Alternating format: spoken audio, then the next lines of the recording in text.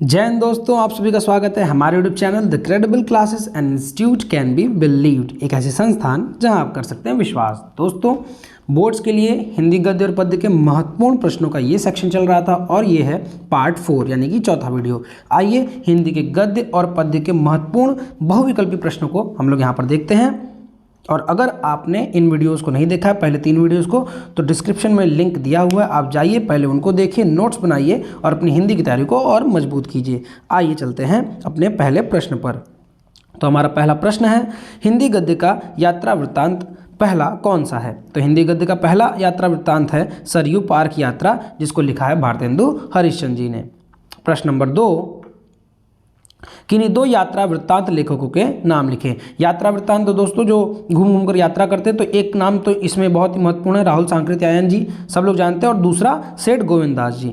आइए अगले प्रश्न पर चलते हैं। प्रश्न नंबर 3 है कि द्विवेदी युग के कोई 2 निबंधकार का नाम लिखिए। जी हाँ, द्विवेदी युग। अब द्विवेदी युग की समय सीमा आपको कमेंट बॉक्स में मैसेज करना है, द्विवेदी युग की समय सीमा क्या है। और बच्चों, आप लोग थोड़ा मैसेज किया कीजिए, कमेंट किया कीजिए, और ताकि मुझे भी पता चले कि आपकी तैयारी कैसी चल रही है। आप लोग भर भर के कमेंट कीजिए, ठीक है, सभी बच्चे जो भी वीडियोस को देख रहे हैं। तो द्विवेदी युग के कोई 2 निबंधकार का नाम आपको लिखना है। तो वो 2 निबंधकार कौन हैं? तो 2 निबंधकार हैं आचार्य महावीर प्रसाद द्विवेदी जी और बाबू श्याम सुंदर दास जी। आइए प्रश्न नंबर 4 पे चलते हैं। प्रश्न नंबर 4 है, धर्मयुग पत्रिका के संपादक कौन है? तो जैसा नाम से ही आपको स्पष्ट हो रहा है, धर्मयुग और धर्मवीर भारती। अगला प्रश्न है, अंडे के छिलके नामक रचना के रचयिता कौन है? तो अंडे के छिलके नामक रचना के रचयिता है मोहन राकेश जी। और यह अंडे का छिलका जो ये कौन सी विधा है? तो ये विधा है एकांकी। तो कुछ प्रश्नों में आपकी विधा भी क्लियर हो गई, यानी एक प्रश्न से 2 प्रश्न तैयार हो रहे हैं, है ना, ध्यान से पढ़िएगा। आइए प्रश्न नंबर 6 पे चलते हैं। प्रश्न नंबर 6 है, अपनी खबर नामक आत्मकथा। तो जैसा मैंने बताया, 2, एक ये हो गई रचना अपनी खबर, और ये है क्या? ये आत्मकथा है। तो इसके लेखक कौन है? इसके लेखक है पांडे बेचन शर्मा जी, इनका उपनाम है उग्र। 7वां प्रश्न है, अर्धनारीश्वर रचना के लेखक कौन है? तो अर्धनारीश्वर रचना के लेखक हैं रामधारी सिंह दिनकर जी। अब आपको बताना है कि रामधारी सिंह दिनकर जी को क्या कहा जाता था, किस नाम से संबोधित किया जाता था। आपको ग्रुप में, आपको माफ कीजिएगा, कमेंट बॉक्स में मैसेज करना है।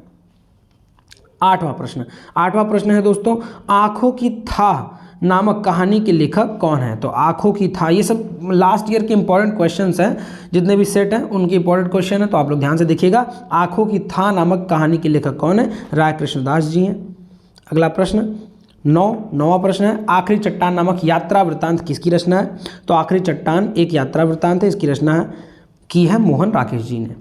प्रश्न नंबर 10, कल्प वृक्ष नामक निबंध के किसकी रचना है या लेखक कौन है? तो कल्प वृक्ष एक निबंध है, और इसके रचनाकार कौन है? इसके रचनाकार हैं वासुदेव शरण अग्रवाल जी।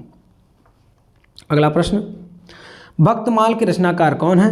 तो भक्तमाल के रचनाकार दोस्तों, आइए देखते हैं, भक्तमाल के रचनाकार कौन है? तो भक्तमाल के रचनाकार हमारे भारतेंदु हरिश्चंद्र जी हैं। प्रश्न नंबर नेक्स्ट, सीपी और शंख किसकी रचना है? तो सीपी और शंख किसकी रचना है? तो आइए देखते हैं, यह है दिनकर जी की। अब आपको बताना है कि दिनकर जी का पूरा नाम क्या है, कमेंट बॉक्स में मैसेज कीजिए। अगला प्रश्न, लोकायतन के रचनाकार कौन है? तो लोकायतन के रचनाकार सुमित्रानंदन पंत जी हैं, इनको प्रकृति का सुकुमार कवि भी कहा जाता है, इनको प्रकृति का सुकुमार कवि कहा जाता है। अगला प्रश्न है, प्रश्न नंबर 14वां, श्रृंगार लहरी के रचनाकार कौन है? तो श्रृंगार लहरी के रचनाकार है जगन्नाथ दास रत्नाकर जी, ठीक है।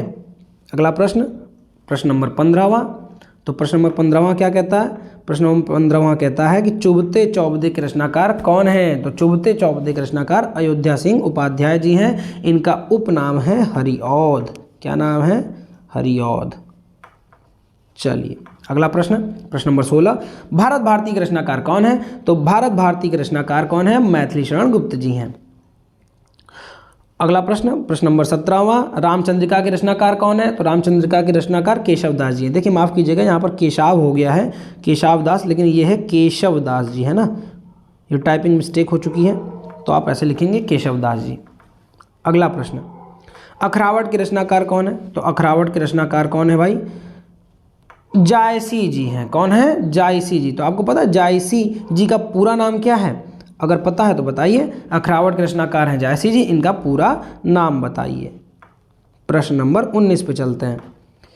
खुमाण रासों के रचनाकार कौन है? खुमाण, हालांकि कहीं कहीं खुमान लिखा रहेगा, कहीं कहीं खुमाण लिखा रहेगा, है ना। तो खुमाण रासों के रचनाकार कौन है? तो ये हैं दलपति विजय जी। अगर आपको नहीं याद होता है तो कोई बात नहीं, खुमाण का मतलब होता है मदमस्ती में रहना।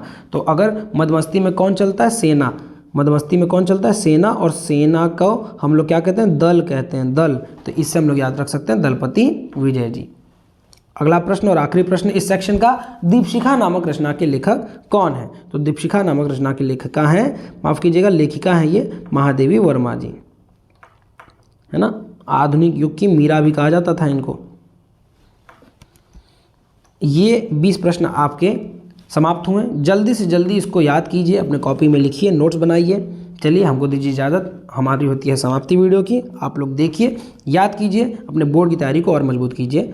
आप सभी लोगों को परीक्षा हेतु ढेर सारी शुभकामनाएं। आगे बढ़ते हैं। जय हिंद, जय भारत। मिलेंगे एक नेक्स्ट वीडियो के साथ और आपकी तैयारी को और ज़्यादा मजबूत करेंगे। चलिए, जय हिंद, जय भारत।